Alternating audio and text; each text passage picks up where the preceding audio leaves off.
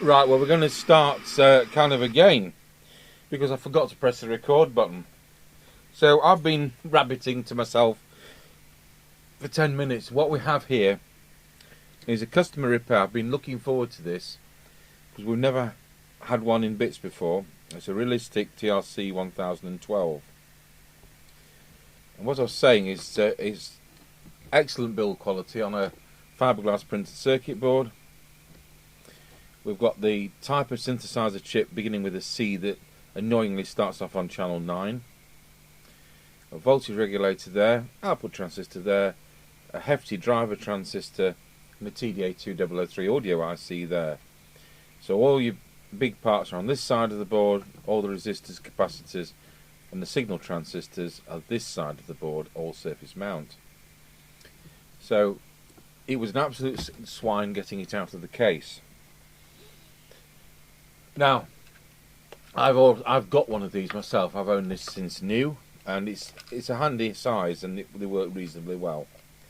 So that's my working one, and I know what I did. I got up to go and get a BNC to SO239 adapter, and that's when I discovered that I'd not recorded anything. So we'll just pause it while I go and get the adapter, which I've now forgotten. Okay, so what I've done is we've got power onto my one instead, and so that's me receiving. Let's turn the squelch down.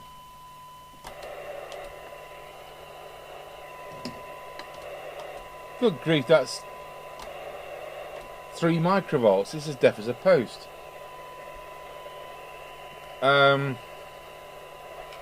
Let's see what transmit's doing.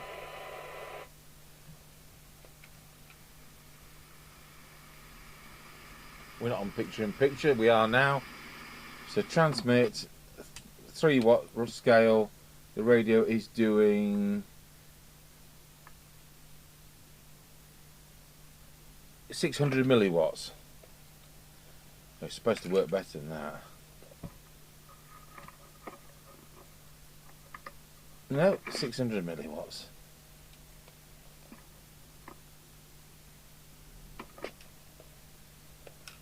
They probably sold us 2 watts or 3 watts or something like that. So mine although it seems to work all right as a radio, it's pretty rubbish. There you are. First time I've put one of those on a test set. Now back to the customer set. He says it receives but there's no transmit. In actual fact, it doesn't transmit at all. Sorry, it doesn't receive at all. So it hisses. So you've got the FM hiss, but if I put my signal generator up to full whack, just put it on channel 20. Oh, it is receiving. It is receiving. Now then, that's receiving perfectly. So why didn't it receive before I went for lunch? Can't work that one out. Okay, so we'll now turn the volume down and concentrate on why there's no transmit. May as well unplug the speaker. I'm done with that till we get to the bottom of the no transmit problem. So what I was saying also in the video is the transmit switch is a proper micro switch. So looking at my power supply, at the moment I'm drawing 110 milliamps. If I press transmit, it's now drawing 130 milliamps. So and there's the door.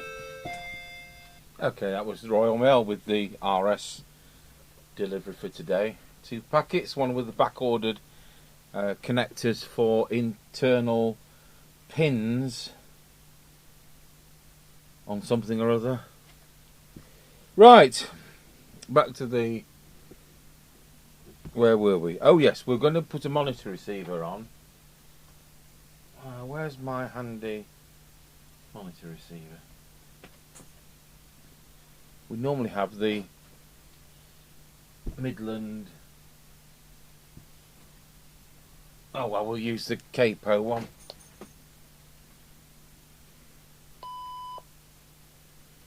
So what the idea here is to press transmit and see whether it's actually transmitting internally, if you can understand that.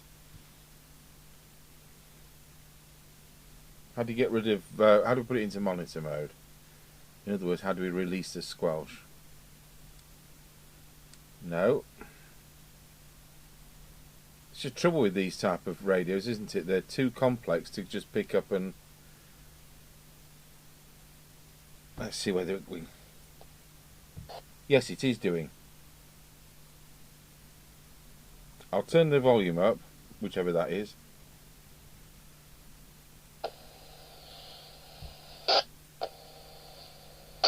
So the radio, so the synthesizer end is working.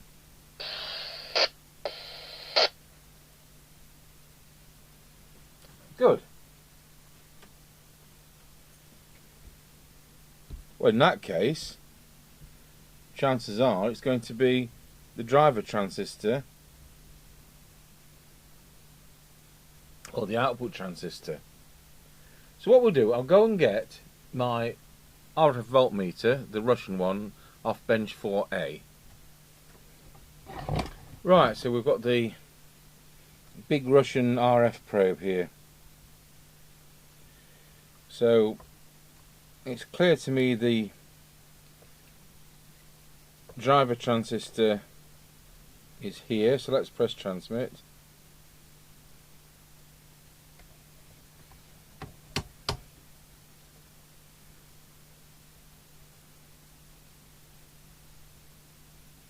And then let's look at the transmit side of the output transistor. So we've got RF going in. I don't seem to have much coming out.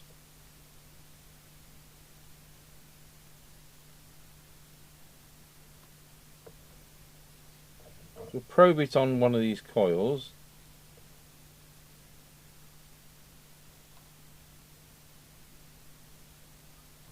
Now look how much we had there.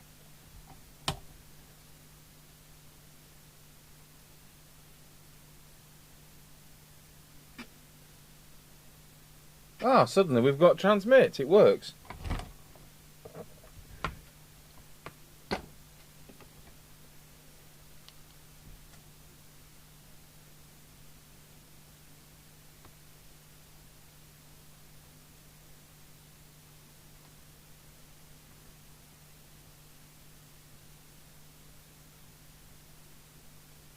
So quite easily, by the looks of this, we've got a dry joint driver transistor.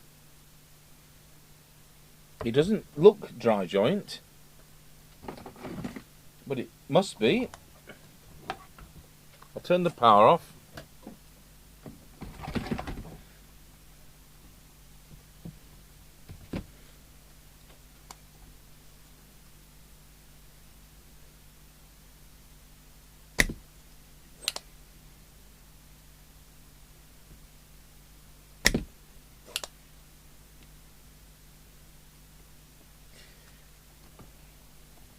The idea is to try and remove the old solder to some degree, and then you can just scrape those pins .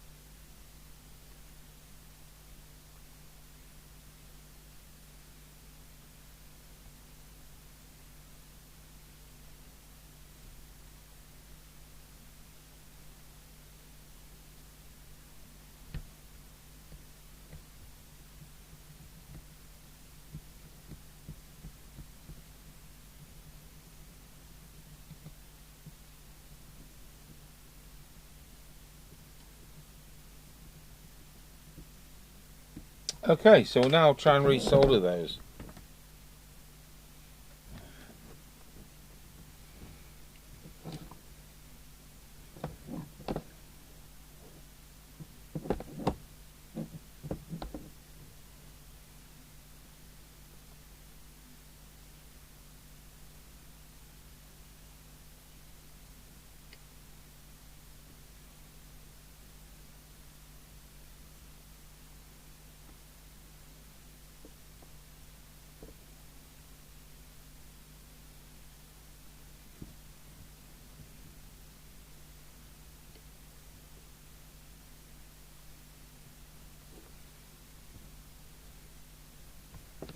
That doesn't look too clever next to it.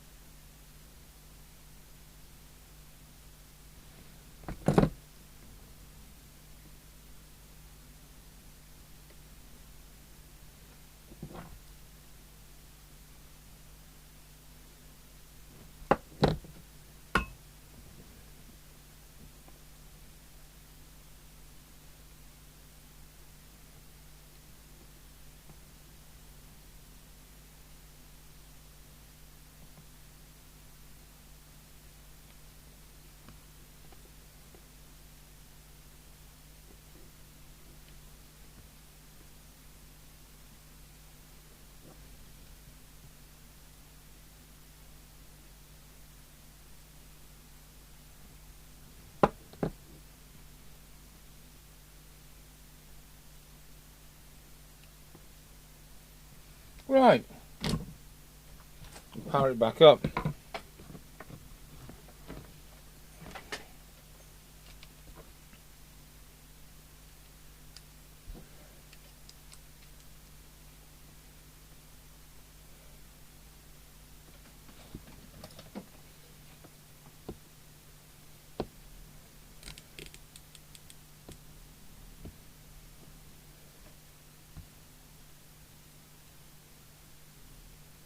Nope, got no transmit.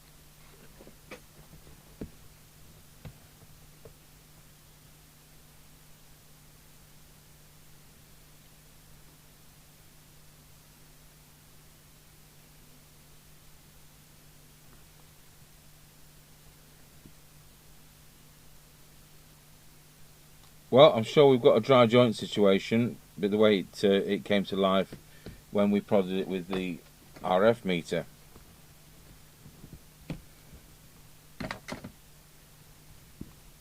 Not even on the right view.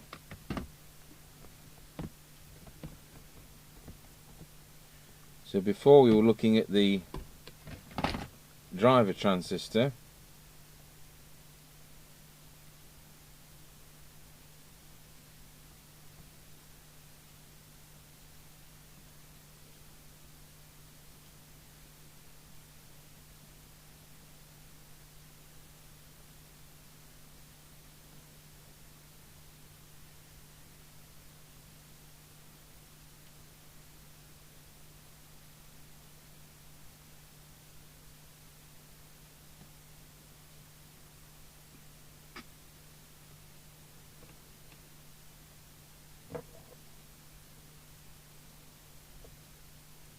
Couldn't be so far out of alignment, could it, that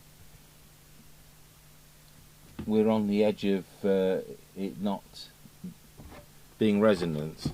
Just check.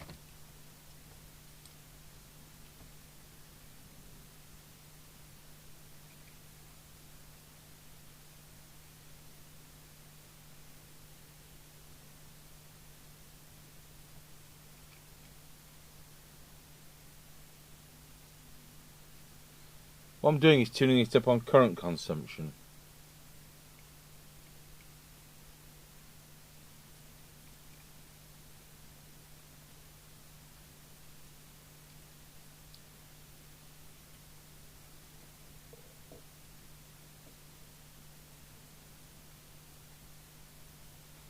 Right, well, we'll have to look deeper into that. Well, I've spent a lot of time looking under the video microscope. And look, there's an afterthought capacitor there. It's got a crack in the middle. So now if you look at when I press transmit and then poke the capacitor,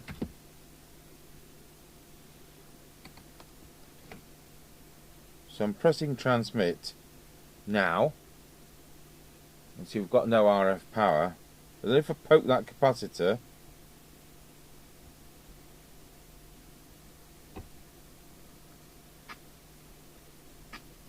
trouble is, what is it?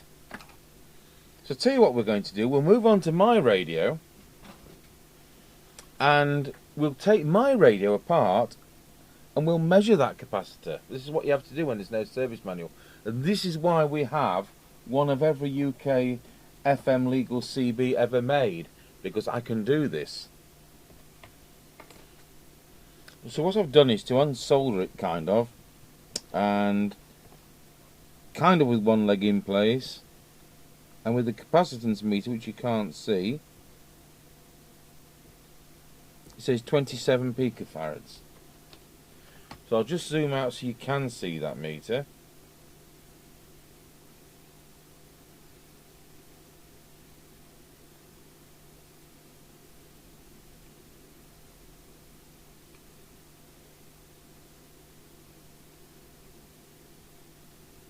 Probably about as good as we'll get.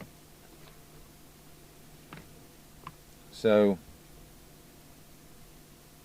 probes across 26.6 picofarads.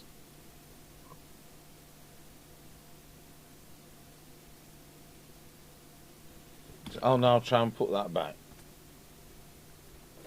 So that's my radio, and the component is back in place just there. Now we don't have any surface mount capacitors. If I started buying kits of those in, it would make this uneconomic. So let's see what we've got in conventional ones, because I think we can shove it on this side and get away with it. So when you look at the case, I'll just return the camera to its normal position. So when you look at the case,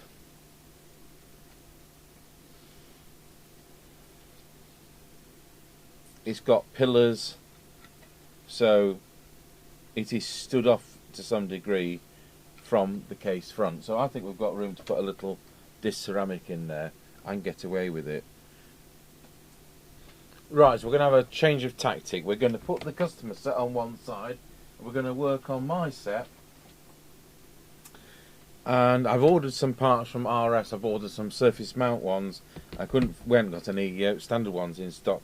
The trouble is we've got building work about to start, and there's a lot of stuff in store. So we just ordered the minimum quantity, which is, I think it was 50.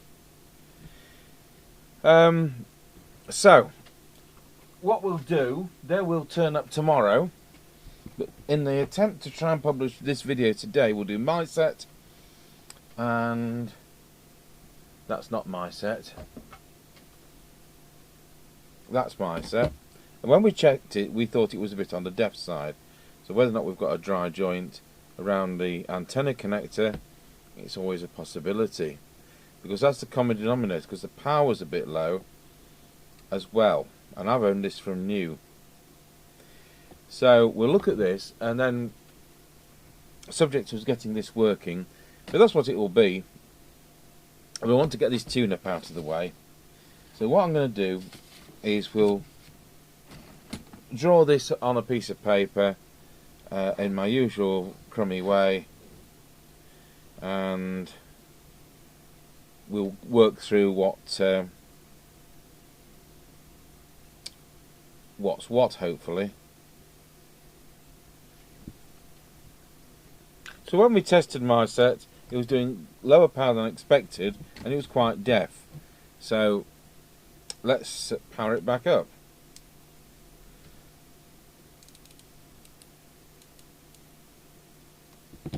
I'll put the picture back on. Let's see what the power's doing Now it's out of the case. So 600 milliwatts.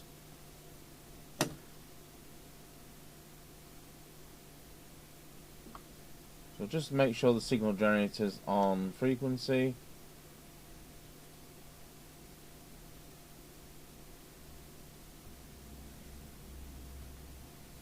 We'll need to.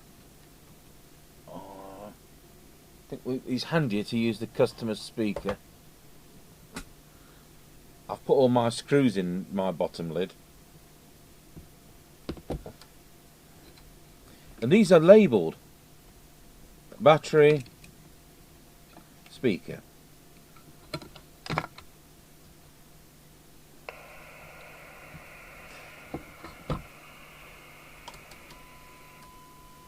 It really is deaf.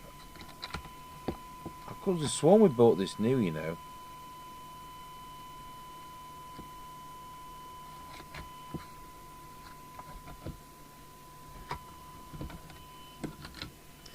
So we're going to have to hook this up to the test gear to get the cyanide meter. But you see, the common denominator is, why is it low power? It's low power, and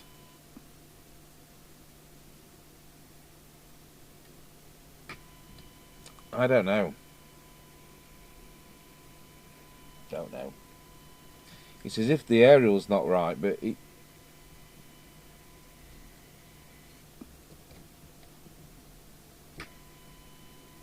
You're not telling me these are 600 milliwatt sets. They never are. So, well, I reckon that's going to be deviation.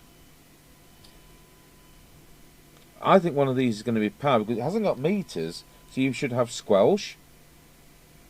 You should have, could be TX power, may not be, and you'll have deviation. Well, deviation is going to usually be near the phase lock loop, so it can actually do that.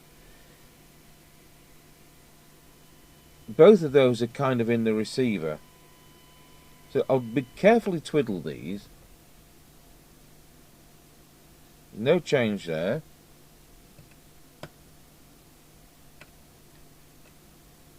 No change there.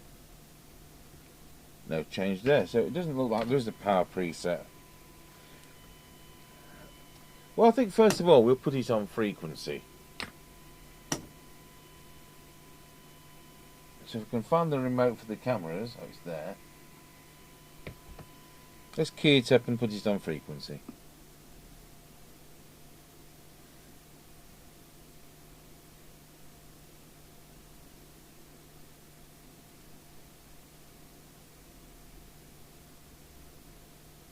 I better use the ceramic one.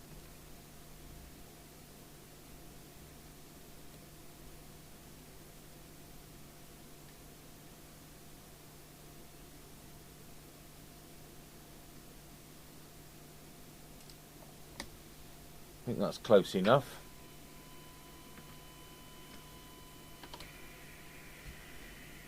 Wow, that's smelling of being very hot.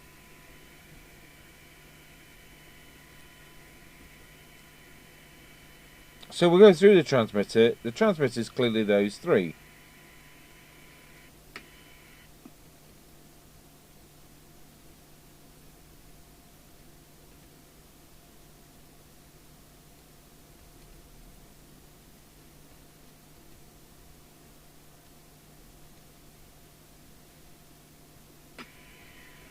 Not that we're getting any difference there. I could be wrong, but the driver's there. See, that's affecting receive.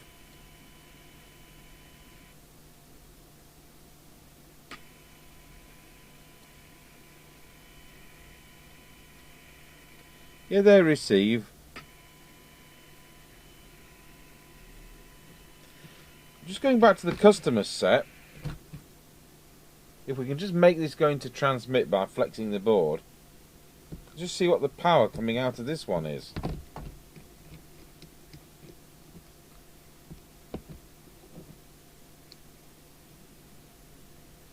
We'll pop it onto channel 20 the same. Key it up. and we're getting 2.2 watts out of theirs, which is about where I'd guess. Knock soldering iron on floor.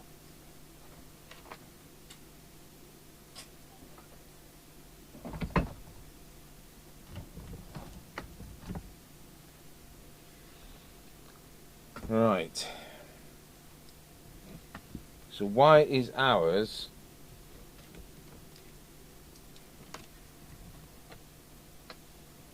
like that? Have we got... Oh, it's got a low power switch, that's why. What a wally. Chasing a fault that's not there. So I'm just so unfamiliar with these. There we are, 3 watts. Wow. So once again, we'll just check that none of these are a power level.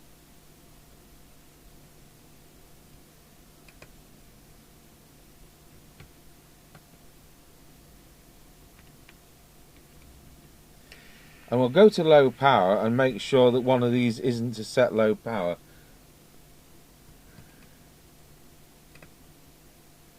Anything we twiddle we can soon put back because we've got the test gear. So that's that. No, it's not adjustable. So we'll just go through this once again. So we've got 3 watts because we're on full scale deflection. Just make sure we're absolutely there.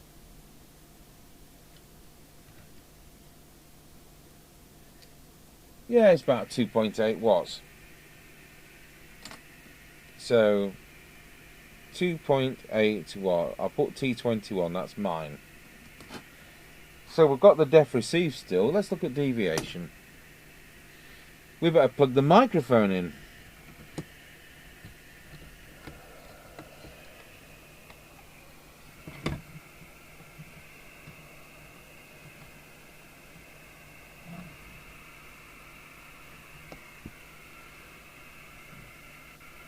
Wallow. Wallow. Wallow. So that's a ridiculous level, but I've adjusted it, haven't I? Wallow. It's not that one. Wallow.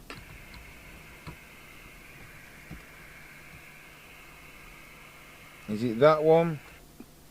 Wallow. Oh, let's get the thingies. Save my breath.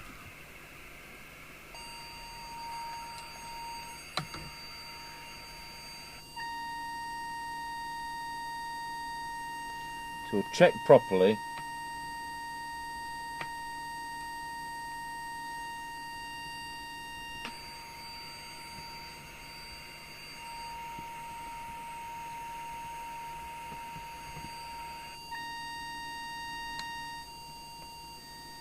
It's that one.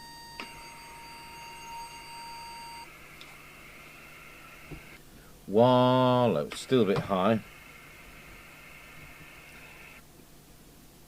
Wallow.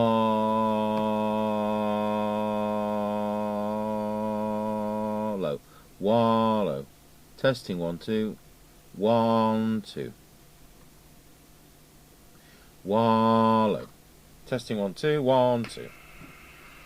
So there we've got the correct deviation. Did I switch the machine off? I did. So we can now put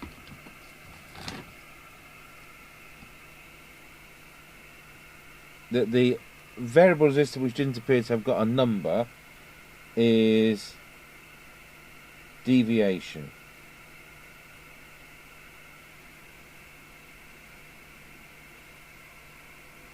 Can't think what that's going to be.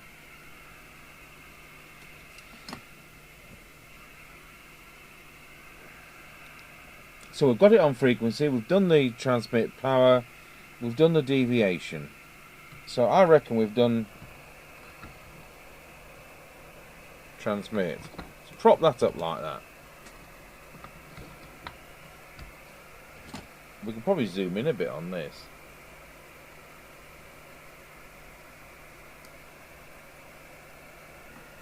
So we've done. We know that's the VCO. We're not going to touch it. 8, 9, 8, 7, and 6, 7 and 8. So we know what they are. They're transmit, that's a transmit line, 2.8 watts. We'll put it on frequency. So now look, let's see if we can improve this, what I think is an awful receiver.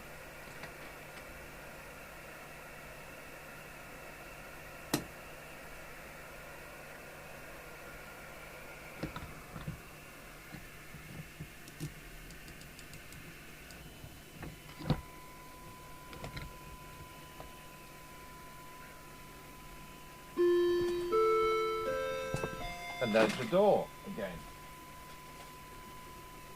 Right, back onto this, and that was the builder. So we'll go to about 3 dBs as we usually do, and let's go through what is likely to be the front end.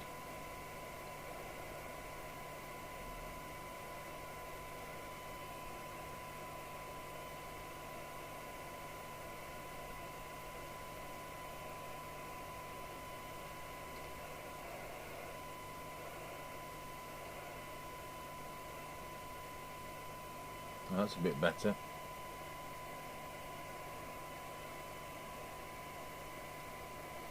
I think we'll do the detector.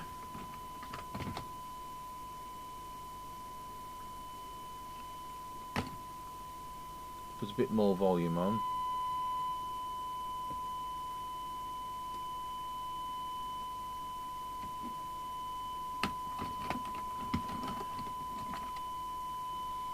So as far as I can see, it's going to be that coil there.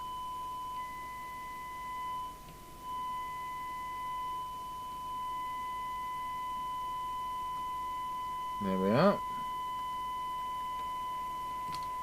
We'll go back to the cyanide meter.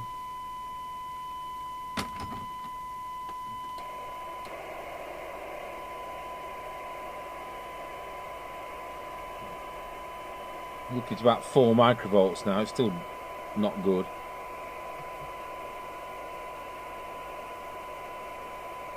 Just put a bigger signal on.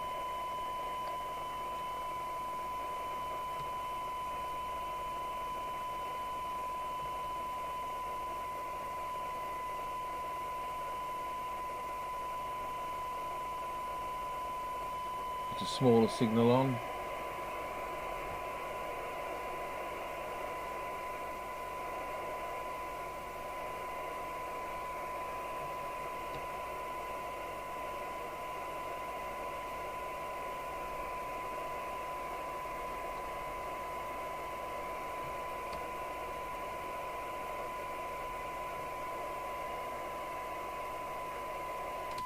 Look again at the that's better. I'll just go back to the oscilloscope. That was a bit jagged before, wasn't it? And now we've got a clean sine wave, so we'll just recheck that.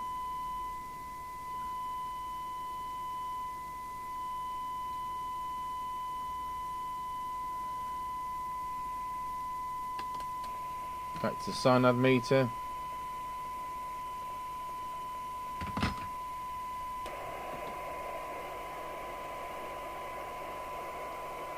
Three microvolts, still trashy.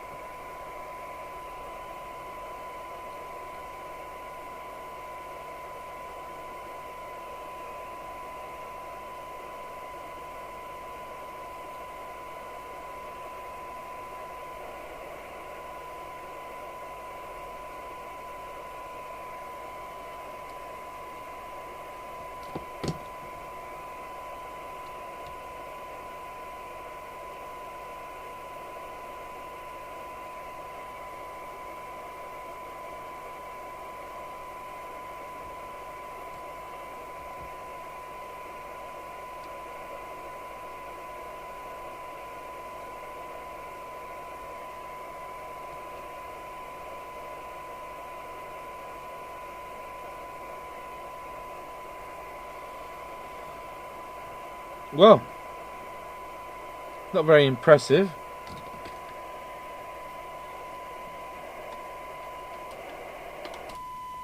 For 10 dBs,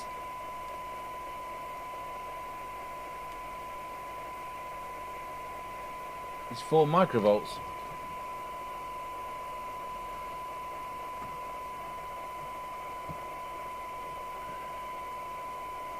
But it's not far enough out to be faulty.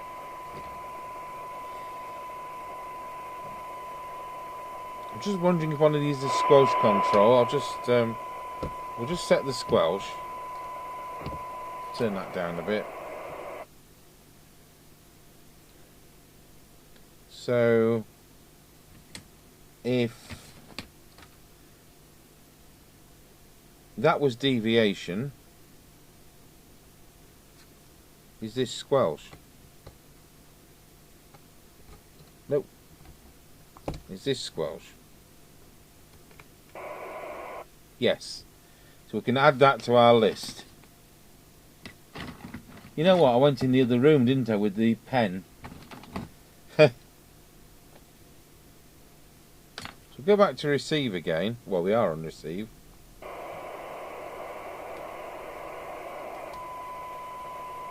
Let's see if this has any effect.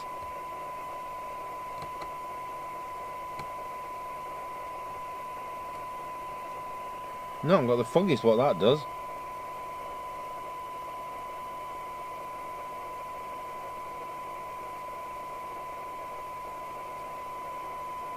So customer set's definitely working on receive better than ours.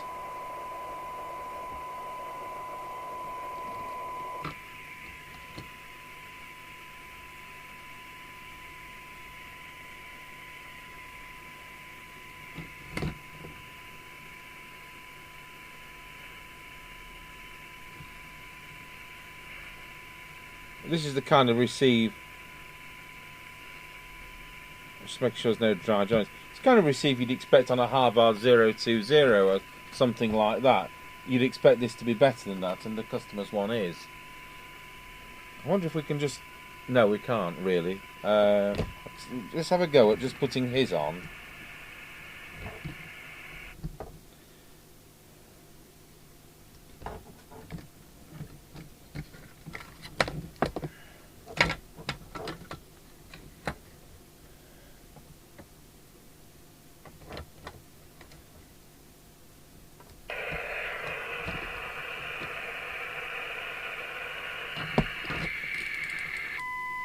That's romping in, you see.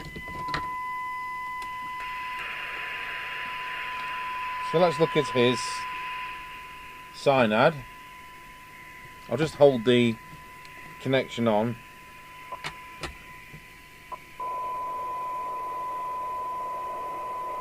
So his is doing 0.26 of a microvolt.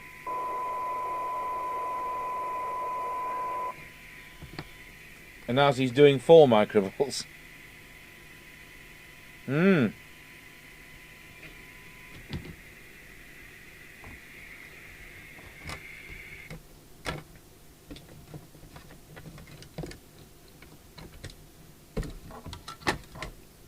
Right, well, we can't get the receiver much better than that. It is receiving, cyanide meter aside, it is receiving down to about 1.5 microvolts. You can actually hear probably a bit less than that. So I think this is the one that got away. I've owned this from new, but I might have bought it as a return from Tandy's at the time. I can't remember that far back, and I think it's really at the absolute limit of what would be acceptable at the factory. So it may be we've got a transistor somewhere in it with its low gain, but of course it's all surface mount, isn't it? And we've got no circuit diagram or service manual, so we don't even know what the transistors are. So it's one of those which there's nothing I can do with it. If it had been a customer's, it would have to go back like this. So I think under the circumstances we'll do a scratchy corner test on this because it's as deaf as a post. We'll see whether we can actually hear Mr. Chippy at all, beyond a mile. But as a walkie-talkie used on its own aerial, to be honest, it probably makes no difference. And it's got a performance on receive somewhere, as I said, on a par with those Harvard 020s. Right, so we'll go into this position, And let's have a look at where we are. Well, why haven't we got any power? Because the power supply's off.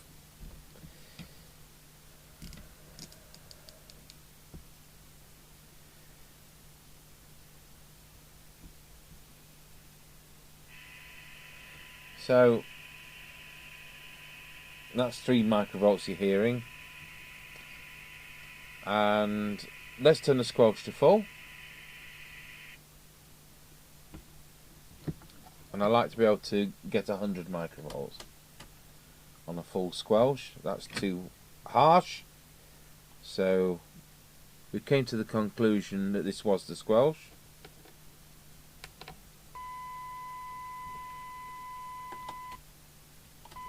And that's set up perfectly. So let's look at the bottom end sensitivity of the squelch.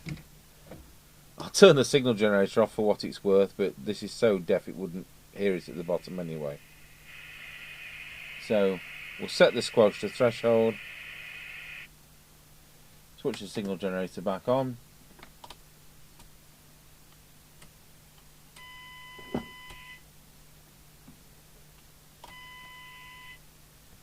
The squelch is coming in at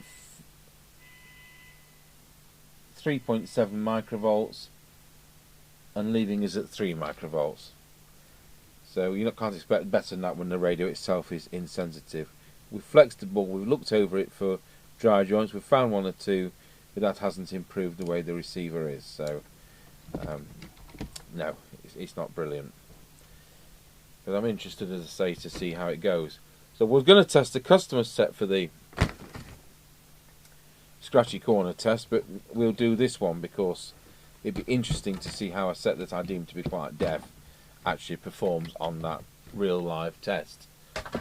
Now the clever bit is to put it back in the case.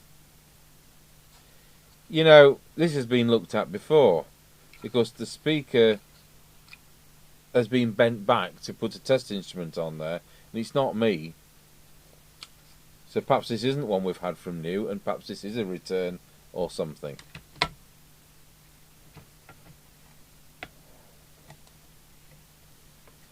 So when that capacitor comes for the customer set, his receiver works fine, as you saw.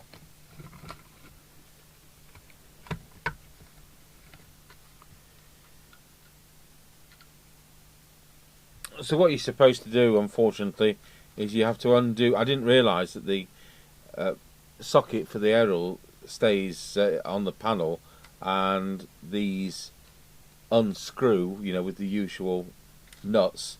So it all goes back, shall we say, let's put those screws somewhere, nuts I mean, but it all goes back flat.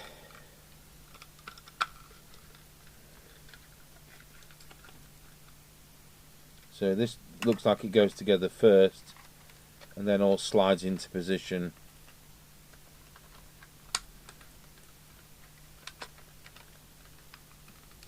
with the LEDs coming out through the front.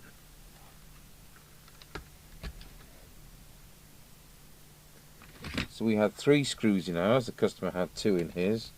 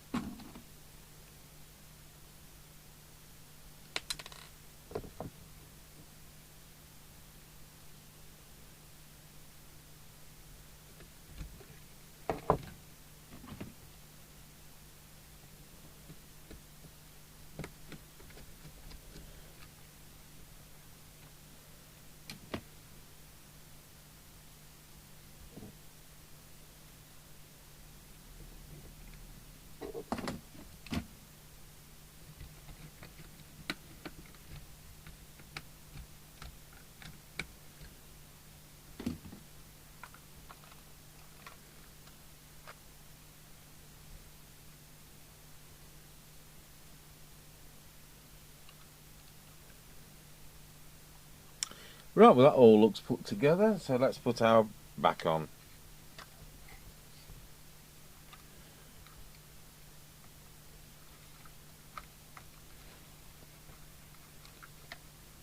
Perhaps I've got another one of these that I bought new, because I'm sure we wouldn't have got battery door corrosion like this has, and I wouldn't think that this is you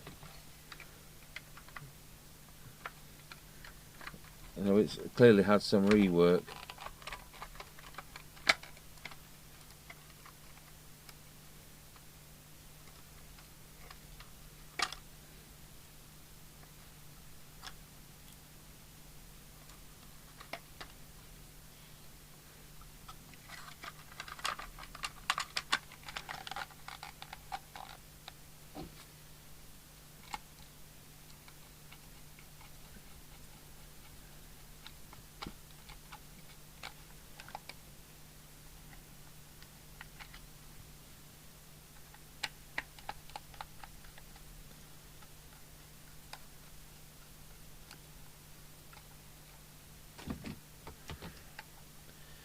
And then you've got to put its Prince Albert back on.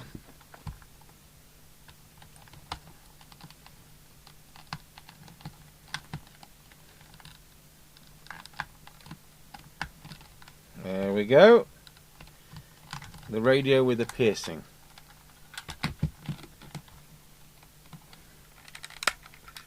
And then that now clips back on, and that's obviously how it happens.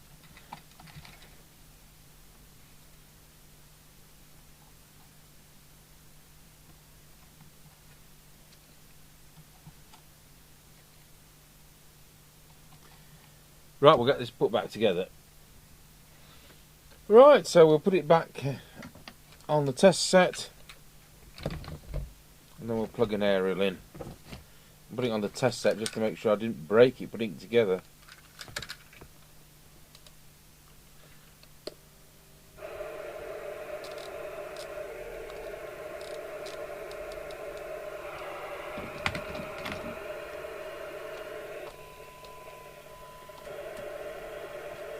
So we've still got our dismal receive. It's 1.5 microvolts. And what transmitter have we got?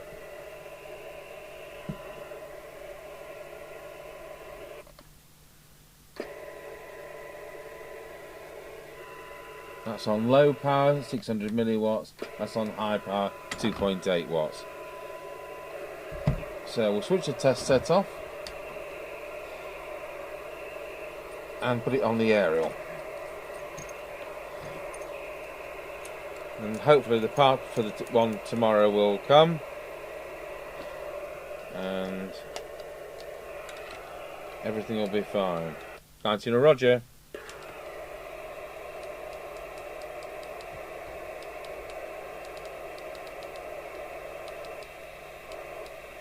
Something out there.